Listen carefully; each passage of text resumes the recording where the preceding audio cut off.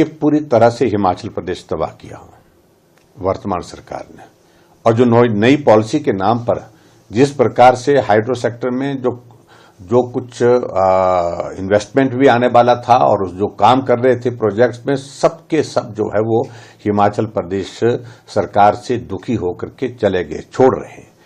और अभी भी जो प्रोजेक्ट जो है हमने गवर्नमेंट ऑफ इंडिया के साथ जो हमारे एमओयूज हुए पड़े हैं, चाहे एसजेवीएनएल है, एसजेवीएनएल के साथ एनटीपीसी है, एनएचपीसी है, उनके साथ जो हमने पीछे जो एग्रीमेंट किए थे उन पर भी प्रश्न खड़ा किया है।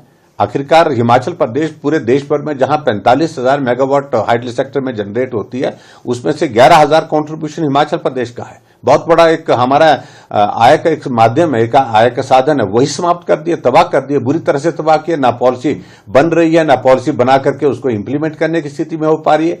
और जो हिमाचल प्रदेश का जो नुकसान इन 2 सालों में हुआ है हाइडल सेक्टर में, जो ये कंफ्यूजन और बहुत ही एक तरह का एक क्योस जैसा जो खड़ा किया है, उसके कारण हिमाचल प्रदेश को बहुत बड़ी क्षति हुई है, बहुत बड़ा नुकसान हुआ। कोई भी काम सरकार करने की स्थिति में नहीं हो पा रही है और इसलिए फजीयत के बाद फजीयत लगातार हो रही है। अब आप अंदाजा लगाइए, अभी हिमाचल प्रदेश में जो क्रम जो फैसलों का है उसको अगर हम देखें तो एक के बाद एक फजीयत। और आज की ये तो हिमाचल प्रदेश के लिए बहुत बड़ा झटका है, बहुत बड़ा दुख का विषय है। में जो अपफ्रंट मनी जमा ना किए जाने के बारे में नहीं, मैंने अभी हाई कोर्ट का जो आदेश है उसको मैंने पढ़ा नहीं है।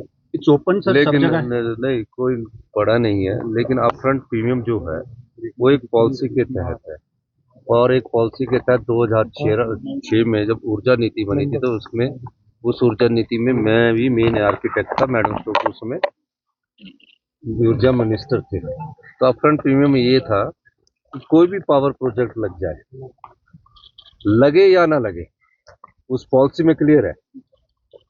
हमने अब एक रिजर्व प्राइस पर मेगावाट जैसे 10 लाख रिजर्व प्राइस रखा था, उस पर उन कंपनियों ने बोली थी। उस अपफ्रंट के मामले में आर्बिट्रेशन से कोई फैसला आया।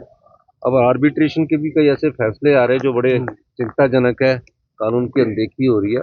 उसके खिलाफ हाई कोर्ट हमारी सरकार गई और सरकार ने उसमें जो 64 करोड़ रुपये आर्बिट्रेशन का था वो जमा कराना था। उसके बारे में मैंने अभी जानकारी प्राप्त की है। मैंने कहा है कि आप मुझे बताइए क्योंकि, और इस प्रकार के आदेश अगर आए तो उसके बारे में हम अध्ययन करेंगे।